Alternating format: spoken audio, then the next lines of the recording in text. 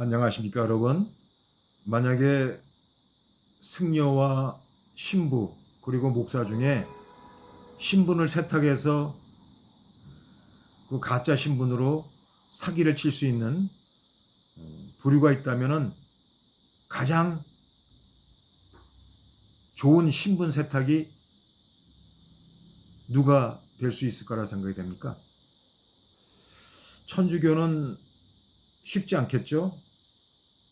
단일 교단이고 또 엄격하게 관리가 되기 때문에 좀 어려울 것 같고, 승려 같은 경우는 이 불교의 교단이 문체부에 한 480개 정도가 등록되어 있는데 실상 한 39개의 교단이 활동하고 있대요. 그런데 이 승려 역시도 머리 깎고 뭐 승려복 입고 그것도 좀 쉽지 않죠. 뭐 예전에는 불전함 들고 이렇게 목탁 두들기면서 하는 그런 부류 중에 좀 그런 사기성 그런 승려들이 가끔씩 보였는데 뭐 요즘 그렇게 잘 보이질 않는 것 같아요. 그런데 이 개신교 같은 경우는 이 문체부에 390개 정도 교단이 등록되어 있는데 이 교단들이 어떤 목사 관리가 몇몇 교단을 빼놓고는 거의 중서 교단으로 마치 학원에서 학원 수강생을 양성하는 것처럼 막 찍어내는 거죠. 뭐 3개월, 6개월, 뭐 길어야 1년. 그러다 보니까 그 신분 세탁하기가 가장 좋은 그 부류가 목사가 아닌가 하는 생각이 들어요. 얼마 전에 또 그 하나의 아이가 그 교회에서 죽음으로 발견된 그 기사가 보도가 나와 있지 않습니까? 그러니까 지금 이 목사들의 그 관리가 교단적으로 제대로 이루어지지 않으니까 그렇게 이 직업 종교인을 떠나서 좀 문제를 일으키는 그런 목사들이 이렇게 많이 발생되는 것 같아요. 하여튼 그렇고, 또 보니까 그 요즘 가수 박진영 씨가 그 하늘길 은혜교회 그 성경 공부 모임을 이렇게 만들어 가지고 어떤 뭐 신학적인 또 교리적인 내용들을 이렇게 강의하는 모양인데 뭐 삼일체 이론까지 강의했다고 하는데 참 그 어려운 삼일체론 저도 뭐 감당할 수 없는 그런 내용인데 어느 누구도 삼일체론을 완벽하게 이해하고 해석할 수 없어요. 근데 박진영 씨가 뭐 완벽하게 했다고 그렇게 뭐 떠드는 경우가 있는데 저는 도마복음도 한번 해석하면 어떤 내용이 나올까 그것이 궁금해지는데 하여튼 두고 볼 일입니다. 시대 상황이 이제는 뭐 이제 전문 종교인이 아니라 개인적으로 활동하는 시대가 도래한 것 같습니다. 자, 오늘은 계속해서 도마복음 54장을 볼 건데 핵심은 이거예요. 가난한 자가 복 있는 사람이고 그 사람들이 하나님 나라를 소유한다. 근데 여기서 해석이 잘못되어지는 내용이 나와요. 그러니까 문법적인 이 용법을 제대로 이해 못하면은 지금의 해석이 나오는 수밖에 없어요. 가난한 자가 복이 있는 것으로. 근데 그런 해석이 아닙니다. 여러분, 이 가난한 자가 누굽니까? 물질적으로 가난한 자예요? 영적으로 가난한 자예요? 여기서 무슨 무소유적인 그런 담론을 얘기하고 있는 겁니까? 그런 단순한 것이 아니에요. 이 가난한 자는 더 깊은 의미가 들어있어요. 그런데 그 가난한 자가 복 있는 사람이 아니에요. 그 가난한 자가 복의 주체가 아니라는 거예요. 복의 주체는 뭐예요? 핵심은 복 안에 있는 사람들이 가난한 사람이라는 거예요. 여러분, 이 복이라는 이 명사형이 이 전치사 용법에 의해서 복 안에라는 의미가 들어있어요. 그러니까 가난한 자는 복 안에 있는 사람이에요. 그 가난한 사람이 복 안에 있기 때문에 하나님 나라를 소유할 수 있다는 거예요. 그 가난한 자 자체가 복 있는 사람이 아니라 복 안에 있는 가난한 사람이라는 거예요. 여기에 있는 거예요. 자, 그렇다면 복 안에 있다는 것은 어떤 영적 의미일까요? 자, 여기서 복은 어떤 복이에요? 이 도마복음 예수를 얘기하고 있는 거예요.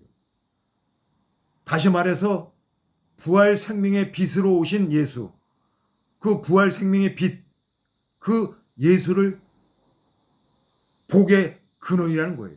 복의 대상이라는 거예요. 그리고 그 안에 있다는 것은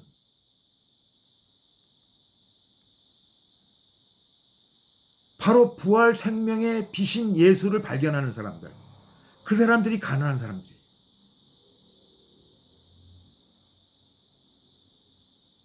부활 생명의 그 빛을 발견하는 그 영적 의미가 복 안에 있다는 거예요.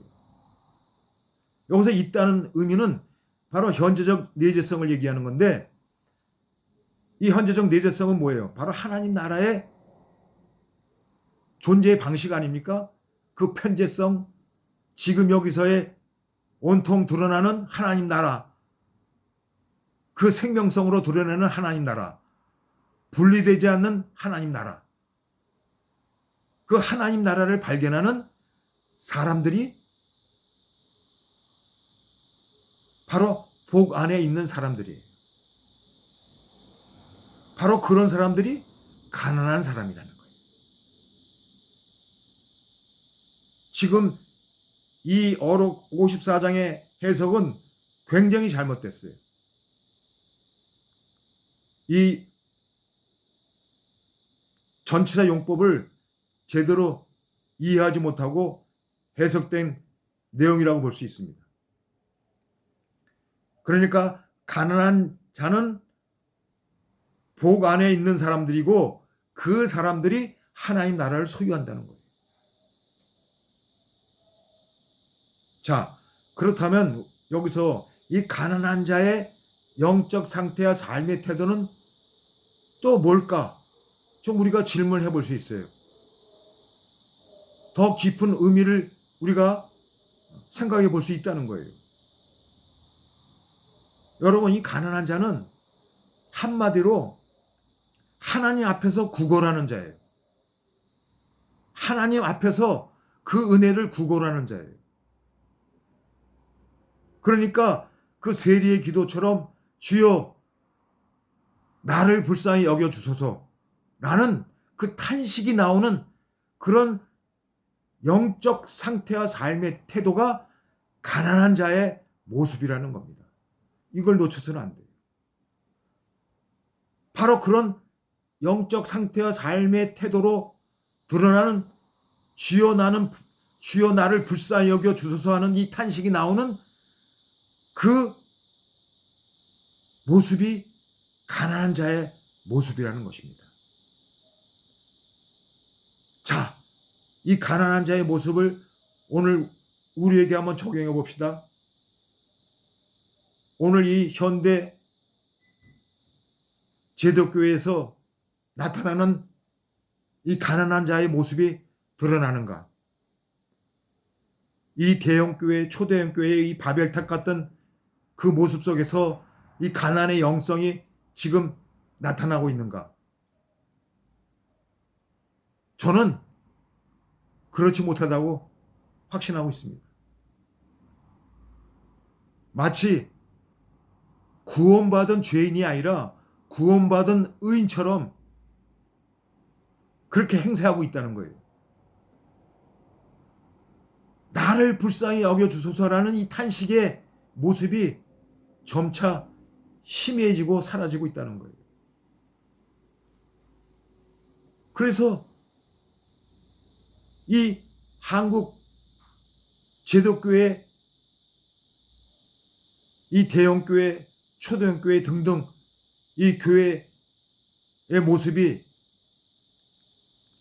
오늘 이 사회적으로 제대로 올바로 보여주지 못하는 이유가 뭔가? 바로 여기서부터 시작되는 거예요. 구원받은 죄인이라는 인식보다도 구원받은 의인이라는 그 인식이 더 강하다는 거예요. 그러니까 가난의 영성이 사라진 거예요. 그러다 보니까 우리는 배타성이 있어요. 그러나 배타적인 그런 영적 상태와 삶의 태도로 드러내서는 안 된다는 거예요. 남을 정죄해서는 안 된다는 거예요. 예수를 안 믿으면 지옥 간다는 이런 식으로 마치 하나님처럼 행세하는 그런 의인의 모습처럼 사람들에게 보여지는 그 모습이 얼마나 이 가난의 영성과 멀고 다른 행태들을 보이는가. 우리의 어떤 신앙 행태가 그렇게 드러나는 거 아닌가.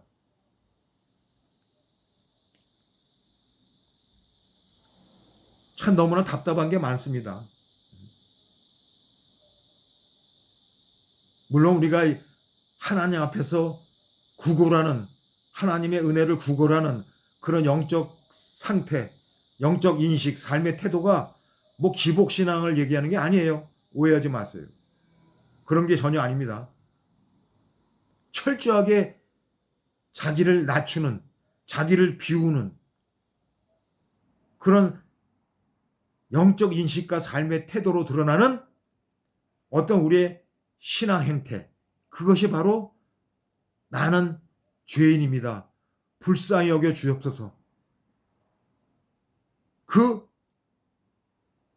가난한 자의 영성을 가져야 된다는 거예요. 이 가난의 영성이 우리가 회복될 때, 그런 모습을 보여줄 때 분명히 우리는 이 땅에서 하나님 나라를 소유한 그런 가난의 영성으로 이 나그네 여정길을 넘어지고 자빠지고 뒤집어져도 또 일어나서 뚜벅뚜벅 걸어갈 수 있는 그 하나님의 은혜를 우리가 누리고 살 수 있다는 겁니다. 그런 가난의 영성으로 하나님 앞에서 주여 나를 불쌍히 여겨 주옵소서. 주여 이 죄인을 불쌍히 여겨 주시옵소서 하는 그 탄식의 영성으로 매일매일 새롭게 나아가시는 지혜로운 여러분이 되시기를 바라봅니다. 오늘은 여기까지